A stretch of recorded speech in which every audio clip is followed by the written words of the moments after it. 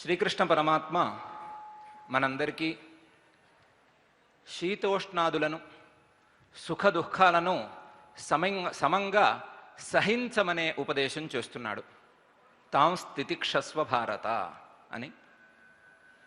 ఆ తితిక్షకు లేదా శీతోష్ణాదులను కానీ సుఖ దుఃఖాదులను కానీ సమంగా అనుభవించేటువంటి శక్తి రావటం కోసం మన బుద్ధులను ప్రేరేపించుకోమని కూడా ఉపదేశం చేశాడు. ధీరః అనే పదంతో పై శ్లోకంలో. ఇంతేకాకుండా సదసద్వివేకం దీనికి చాలా ప్రధానమైనది అనే విషయాన్ని దృష్టిలో ఉంచుకుని నాసతో విద్యతే భావః నాభావో విద్యతే సతః ఉభయోరపి దృష్టోంతః స్తవనయోస్తత్వదర్శిభిః అని సదసద్వివేకాన్ని గురించిన ప్రస్తావన నిన్నటి శ్లోకంలో ప్రారంభం చేశాడు. ఈరోజు ఆ సదసద్వివేకంలో ప్రధానమైనటువంటి అంశాన్ని మనకు ఉపదేశం చేయబోతున్నాడు పై శ్లోకంలో. ఈ సత్ అసత్ అనే రెండు పదార్థాలలో సత్ అనే పదార్థం యొక్క స్వభావం ఏమిటి, దాని యొక్క స్వరూపం ఏమిటి అనే విషయాన్ని ఈ శ్లోకంలో మనకు పరమాత్మ ఉపదేశం చేస్తున్నాడు. అవినాశితు తద్విద్ధి ఏన సర్వమిదం తతం వినాశమవ్యయస్యాస్య న కశ్చిత్ కర్తుమర్హతి అని. ఈ ఆత్మస్వరూపం అవినాశి, వినాశం లేనటువంటిది. ఇంతేకాదు, ఈ ఆత్మస్వరూపాన్ని అవినాశంగా తెలుసుకోవటం మాత్రమే కాదు, ఏన సర్వమిదం తతం, ఈ ఆత్మస్వరూపం ప్రపంచం మొత్తాన్ని వ్యాపించి ఉంది అని కూడా తెలుసుకోవాలి. ఈ ఆత్మస్వరూపం వినాశం లేనటువంటిది, ప్రపంచం మొత్తాన్ని ఆవరించి ఉన్నటువంటిది, వ్యాపించి ఉన్నటువంటిది. ఈ అవినాశం స్వరూపమైనటువంటి, వినాశము లేనటువంటి ఈ ఆత్మస్వరూపాన్ని ఎవ్వరూ ఏ రకంగానూ వినాశం చేయలేరు. ఎందుకంటే ఈ ఆత్మస్వరూపం అవ్యయం, ఏ రకమైన వ్యయము లేనటువంటిది. ఉదాహరణకు ఒక పువ్వు, అప్పుడే విరిసిన పువ్వు చక్కగా అందంగా ఉంది, నిండుగా ఉంది. కానీ కొన్ని గంటలు గడిచిన తర్వాత కోసినా కొయ్యకపోయినా సరే క్రమంగా అది వడలిపోతోంది. ఎందుకు వడలిపోతోంది అని మనం ఆలోచన బాగా చేస్తే, అప్పుడే బాగా విచ్చుకున్న పువ్వులో అనేక అవయవాలు ఉంటాయి. సూక్ష్మమైనటువంటి అవయవాలు, స్థూలంగా మనకు కనిపించే అవయవాలు, రకరకాల అవయవాలు ఉంటాయి. ఆ అవయవాలు క్రమంగా తగ్గటం ప్రారంభిస్తాయి. సూక్ష్మమైన అవయవాలు దూరానికి ఆ గాలిలో వ్యాపించిపోతూ ఉంటాయి, వెళ్ళిపోతూ ఉంటాయి.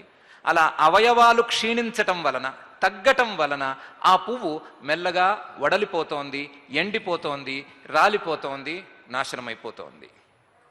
అంటే ఏ పదార్థమైనా సరే నశించిపోవాలి అంటే దానిలో ఏదో రకమైనటువంటి అవయవాల వినియోగం ఉండాలి, అవయవాలు క్షీణించటం అని జరగాలి. ఈ ఆత్మస్వరూపాన్ని గనక ఒక పువ్వుగా మనం భావిస్తే, ఈ పువ్వుకు ఏ రకమైన అవయవాలు లేవు, కాబట్టి అవయవాలు క్షీణించే అవకాశమే లేదు, అవయవాలు తగ్గే అవకాశం లేదు, అవయవాల యొక్క ఖర్చు, వ్యయం లేదు. కాబట్టి అవ్యయ స్వరూపమైనటువంటి ఈ ఆత్మస్వరూపానికి వినాశము జరగదు అని పరమాత్మ ఈ శ్లోకంలో ఉపదేశం చేస్తున్నాడు. ప్రధానంగా ఈ శ్లోకంలో రెండు అంశాలు. ఒక అంశం ఇప్పుడే మనం చెప్పుకున్నటువంటి అవ్యయం అనే అంశం. రెండవ అంశం ఈ ఆత్మతత్వం, పరమాత్మతత్వం ప్రపంచమంతా వ్యాపించి ఉంది అనే అంశం. ఈ రెండు అంశాలను అర్థం చేసుకోవటం ఎట్లా? ఈ పరమాత్మతత్వమే, ఆత్మతత్వమే ప్రపంచమంతా వ్యాపించి ఉంది అనే విషయం మన మనసుకి ఎక్కటం ఎట్లా? అదేవిధంగా పరమాత్మ స్వరూపం అవ్యయమైనది అని మనం భావన చేయటం ఎట్లా అనేది చాలా సంక్లిష్టమైన ప్రశ్న. మహాశాస్త్రవేత్తలనే బాగా కష్టపెట్టినటువంటి ప్రశ్న. ఈ ప్రశ్నకు పరమాత్మ తనదైన శైలిలో అనేక రకమైన ఉపపత్తులను చెప్పబోతున్నాడు పై గ్రంథంలో. కానీ మనం కొంత దూరం ఈ భావాన్ని అర్థం చేసుకుంటే కానీ అవన్నీ కూడా స్పష్టంగా మనకు బోధపడే అవకాశం లేదు. ఏ రకంగా అర్థం చేసుకోవాలి? అయితే ప్రాథమికంగా ఒక ప్రశ్న వేసుకోవాలి. పరమాత్మ స్వరూపం లేదా ఆత్మస్వరూపమే ఈ ప్రపంచమంతా వ్యాపించి ఉంది అనే విషయం మనకు ఎందుకు అర్థం కావటం లేదు? ఎందుకు అర్థం కావటం లేదు అంటే, మన ముందు అనేకమైన వస్తువులు ఉన్నాయి, చాలా వస్తువులు ఉన్నాయి, చాలా పదార్థాలు మన కళ్ళకు కనిపిస్తున్నాయి. కనిపిస్తూ ఉండగా అవన్నీ వేరువేరుగా ఉన్నాయి అని అనిపిస్తోంది.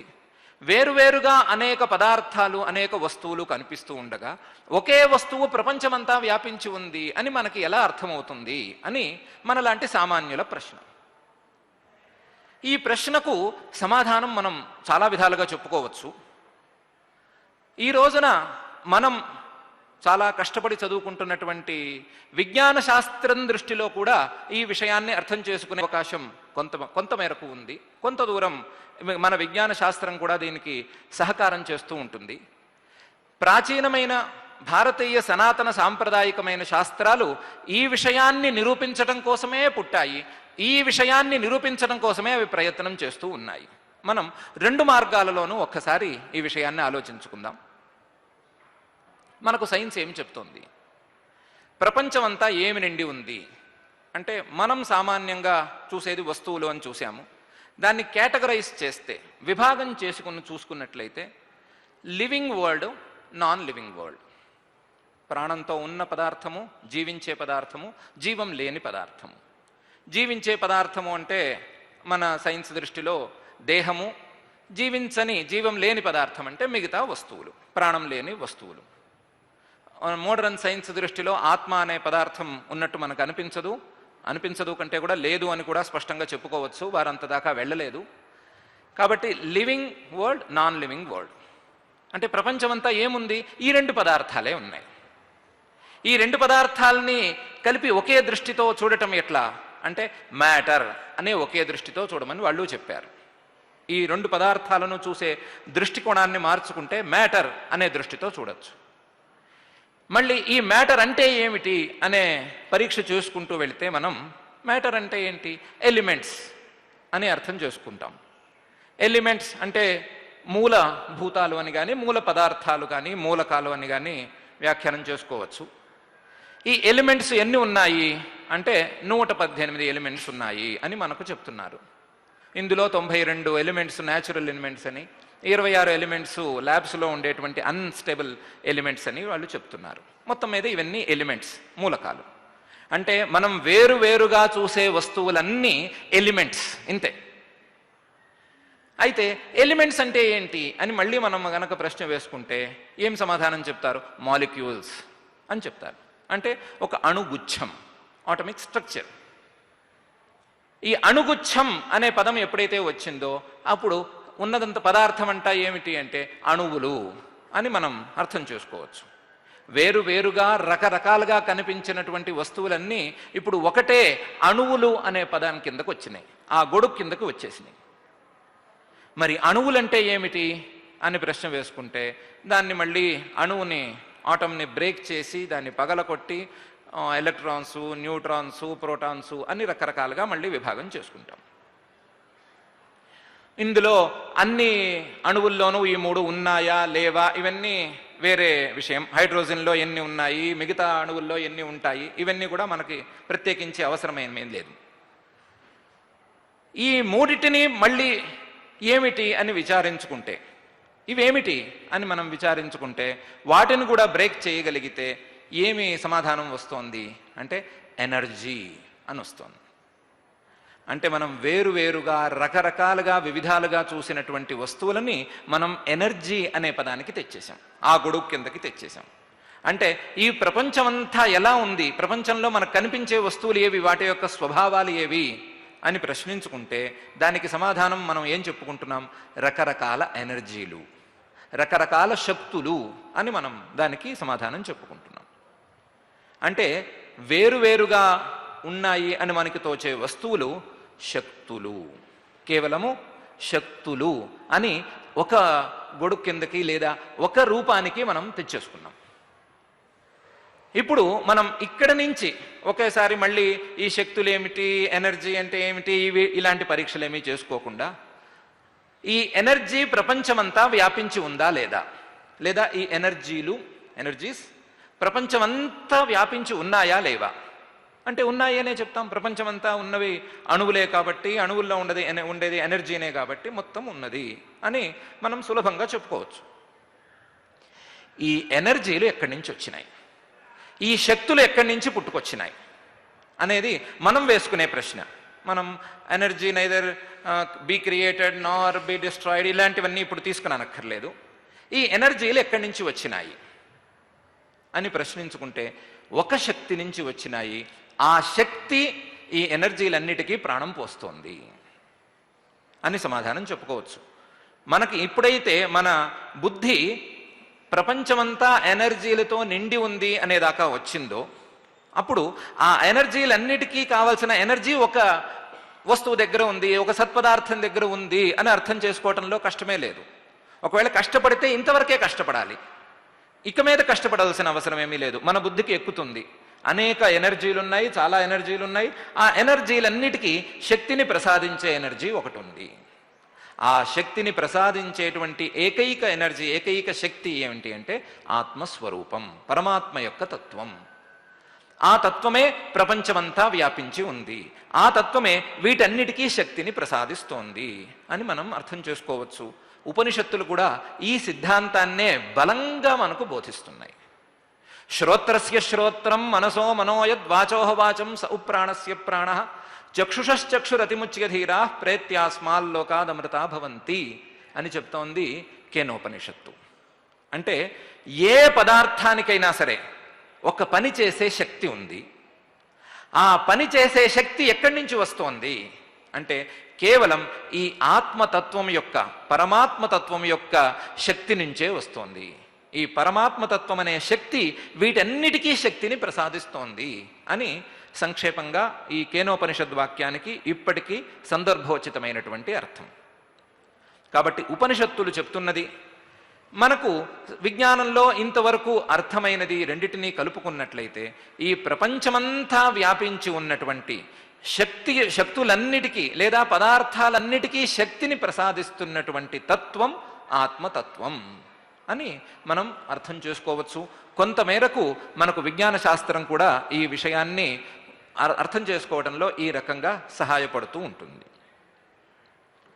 అయితే విజ్ఞాన శాస్త్రానికి భారతీయ సనాతన సాంప్రదాయిక శాస్త్రాలకు ఒక చిన్న తేడా ఉంది.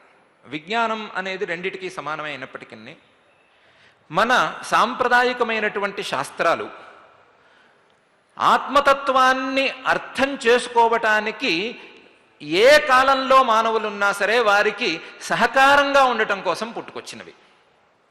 మానవులు రకరకాల కాలాల్లో ఉంటారు, వేరువేరు సందర్భాలలో ఉంటారు. వేరువేరు సందర్భాలలో ఉండేటువంటి మానవులకు, విభిన్న కాలాలలో ఉండేటువంటి మానవులకు ఆత్మతత్వాన్ని అర్థం చేసుకోవటానికి ఒక స్థిరమైనటువంటి దారి ఉండాలి, లేదా కొన్ని స్థిరమైనటువంటి దారులైనా ఉండాలి. ఆ దారులను ఏర్పాటు చేసేవి మన భారతీయ సాంప్రదాయికమైనటువంటి శాస్త్రాలు. ఈ గుణం మన నూతన విజ్ఞాన శాస్త్రంలో ఉన్నట్లు మనకు అనిపించదు. ఎందుకంటే ప్రాథమికంగా మన నూతన విజ్ఞాన శాస్త్రం ఆత్మతత్వాన్ని అర్థం చేసుకోవడానికి ఉద్దేశించింది కాదు. ఇంతేకాకుండా ఇది ఒక 200-300 సంవత్సరాల నుంచి ప్రారంభమైనటువంటి శాస్త్రం. అన్ని కాలాలలోనూ ఇదే రకమైనటువంటి శాస్త్రం ఉంటుంది అని మనం చెప్పేందుకు వీలు లేదు. ఎందుకంటే ఆ సైన్స్ రోజు రోజుకి తన రూపాన్ని రకరకాలుగా మార్చుకుంటూ ఉంది. కానీ అనేక వేల సంవత్సరాలుగా మనకు అంచనాలో ఉన్నంత మేర అనేక వేల సంవత్సరాలుగా స్థిరంగా ఒకే రకమైన దారిను లేదా ఒకే రకమైన దారులను చూపిస్తున్నవి మన సాంప్రదాయిక శాస్త్రాలు. ఇవి ఈ ఆత్మతత్వం ప్రపంచమంతా వ్యాపించి ఉంది అనే విషయాన్ని ఎలా అర్థమయ్యేట్టు చెప్తున్నాయి, అర్థమయ్యేందుకు ఏ రకమైన లాజిక్ని, ఏ రకమైన ఉపపత్తిని మనకు బోధిస్తున్నాయి అని కూడా ఒకసారి చూసుకుంటే, మన శాస్త్రాలు లేదా మన పురాణాలు, మన ఉపనిషత్తులు, మన విజ్ఞానం 118 ఎలిమెంట్స్ ఉన్నాయి అనే విషయం చెప్పటం లేదు. మనకు 5 భూతాలు, 5 ఎలిమెంట్స్, పంచభూతాలు. ఈ పంచభూతాల ద్వారా ఈ ఆత్మతత్వాన్ని తెలుసుకునే మార్గాన్ని అవి మనకు బోధిస్తూ ఉంటాయి. పంచభూతాలు అంటే మనకు కనిపించే పదార్థాలు అనే దృష్టి కంటే కూడా ఈ పదార్థాలకు మూలమైన భూతాలు, ఎలిమెంట్స్ అనే దృష్టిలో చూస్తేనే మనకి ఎక్కువ ఉపయోగంగా ఉంటుంది. ఆ పంచభూతాలు ఏవి? పృథివీ, జలము, తేజస్సు, వాయువు, ఆకాశం అని 5 భూతాలు. ఈ భూతాలలో పృథివీ అనే మొదటి భూతం స్థూలమైనటువంటి భూతం. ఈ పృథివీ భూతం యొక్క ఆ స్థూల భావం అంటే లావుగా ఉండటం అనుకోండి, ప్రస్తుతానికి తొందరగా మనకు చేతికి కానీ కంటికి కానీ అందటం అనే స్వభావం మనం మట్టి ముద్దలలోనూ, రాళ్లలోనూ, చెట్లలోనూ, మరొక పదార్థంలోనూ చూస్తూ ఉంటాం. ఇది స్థూలమైనది కాబట్టి ఒకచోట మాత్రమే నియతంగా ఉంటుంది. తొందరగా వ్యాపించటం దీని యొక్క స్వభావంగా మనకు కనిపించదు. దీనికి వెనకాల ఉండేటువంటి భూతం జలం. ఈ జలం పృథివీ కంటే కొంచెం సూక్ష్మమైనటువంటి భూతం. ఆ జలం యొక్క ఆ సూక్ష్మ స్వభావం, వ్యాపించే గుణం, ఈ రెండూ కూడా మనం నీటిలో స్పష్టంగా చూస్తాం. జలం అంటే నీరు అనే భావన కాకుండా నీటికి కారణమైనటువంటి మూలభూతం అనే భావన మనకు ఇప్పుడు చాలా అవసరమైన భావన. ఆ భూతంలో ఉండేటువంటి ఆ వ్యాపించే గుణం, ఆ సూక్ష్మత్వం అనేది మనం నీటిలో చూస్తాం. జలంలో ఉండేటువంటి వ్యాపించే గుణం నీటిలో మనకు కనిపిస్తూ ఉంటుంది. పృథివీ కంటే జలం తొందరగా వ్యాపిస్తుంది కదా, నీరు తొందరగా పరుచుకుంటుంది కదా. ఈ జలం కంటే సూక్ష్మమైనటువంటి భూతం తేజస్సు. జలం వెళ్ళలేని చోటుకి కూడా, నీరు వెళ్ళలేని చోటుకి కూడా ఉష్ణశక్తి వెళ్ళటం మనం గమనిస్తూ ఉన్నాం కదా. పాత్రలు లాంటి వస్తువులలోకి నీరు చెరబడదు బయట నుంచి, కానీ వేడి మాత్రం లోపలకు కూడా చొరబడుతుంది. కాబట్టి ఈ తేజస్సు నీటి కంటే సూక్ష్మమైనది, నీటి కంటే కూడా ఎక్కువగా వ్యాపించే గుణం ఉన్నది. ఆ తేజస్సు కంటే కూడా సూక్ష్మమైన భూతము వాయువు. ఇది ఇంకా కూడా ఎక్కువ చోటుని వ్యాపించి ఉంటుంది. మనం కేవలం మనకు భౌతికంగా కనిపించేటువంటి వాయువు గురించి కాకుండా దానికి మూలమైన వాయువు గురించి మాట్లాడుకుంటున్నాం. అది చాలా దూరం వ్యాపించి ఉంది అని మన పురాణాలు చాలా విస్తృతంగా చెప్తాయి. ఈ వాయువు కంటే సూక్ష్మమైనది ఆకాశం. ఆకాశం అంటే మనం స్కై అనుకోవద్దు, వాక్యూమ్ అనుకోవద్దు, కొంతలో కొంత స్పేస్ అనుకోవటం నయం. స్పేస్, స్థలం, అవకాశం, చోటు, దాన్నిచ్చేటువంటి భూతం. ఈ భూతం ఏమి చేస్తుందంటే అతి సూక్ష్మంగా ఉండి మిగతా 4 భూతాలకు చోటిస్తుంది. మిగతా 4 భూతాల కంటే కూడా పరుచుకుని ఉంటుంది, వ్యాపించి ఉంటుంది, సూక్ష్మంగా ఉంటుంది. ఇలా పంచభూతాలు ఒకదానికంటే ఒకటి సూక్ష్మంగా ఉండి ఉండి ఉండి ఆకాశం దాకా వెళ్ళిన తరువాత ఈ ప్రపంచమంతా ఎక్కడ ఉంది, మనకు కనిపించే ప్రపంచమంతా ఎక్కడ ఉంది అంటే ఒక స్థలంలో ఉంది, ఒక ఆకాశంలో ఉంది అనే సమాధానం దాకా తీసుకొస్తున్నాయి వీటి యొక్క స్వభావాల ద్వారా.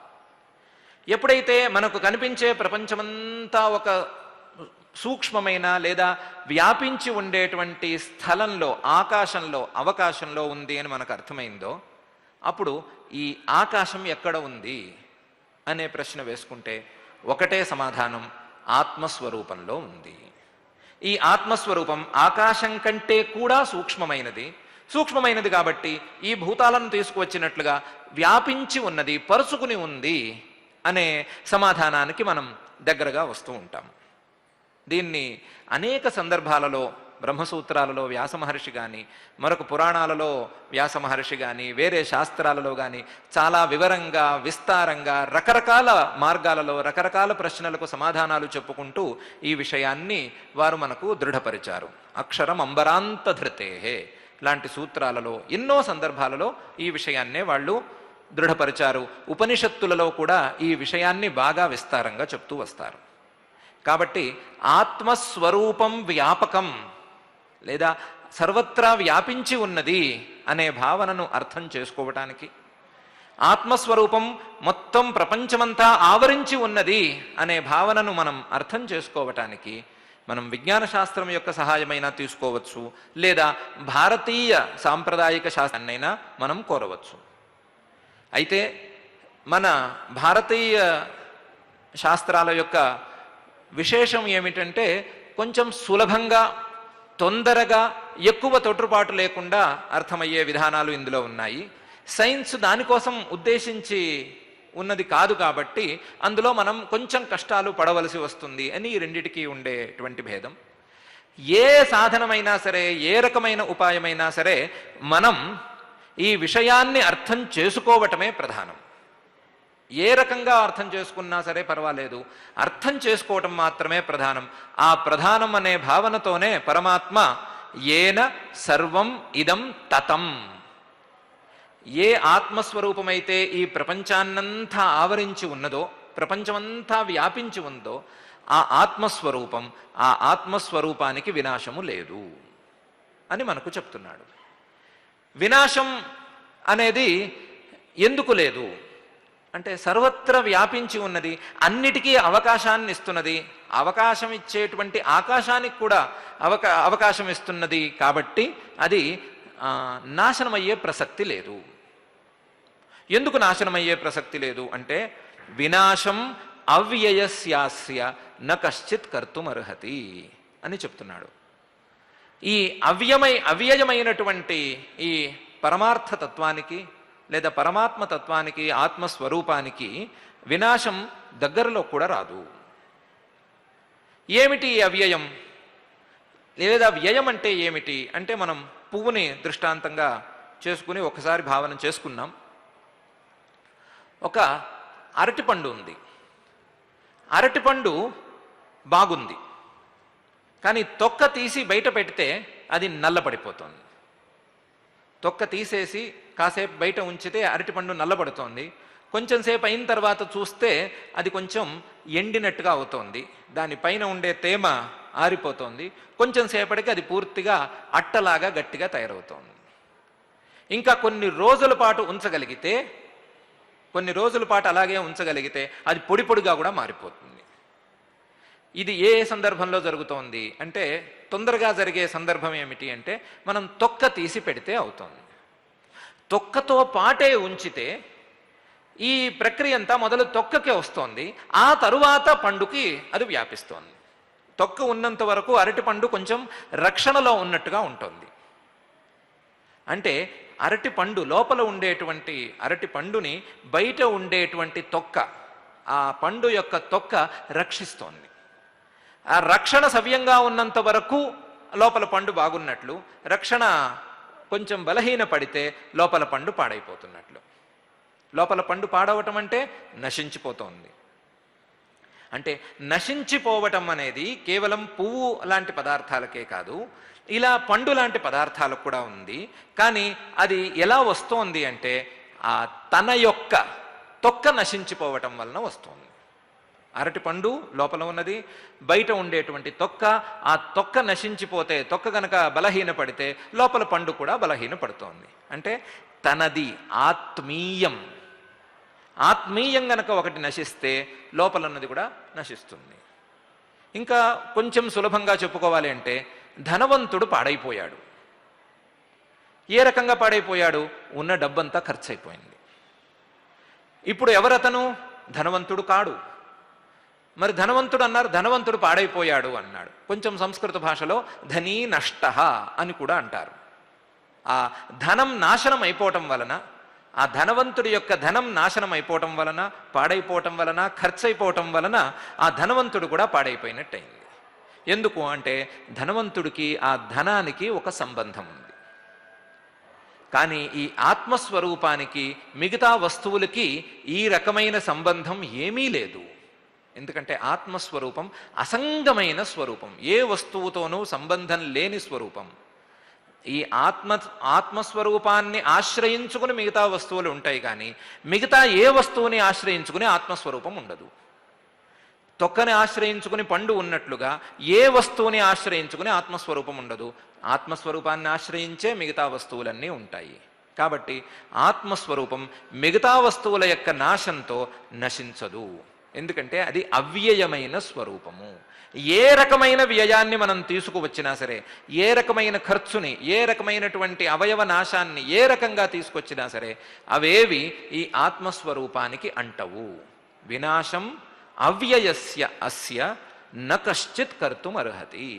ఏం చేసినా సరే అంటదు.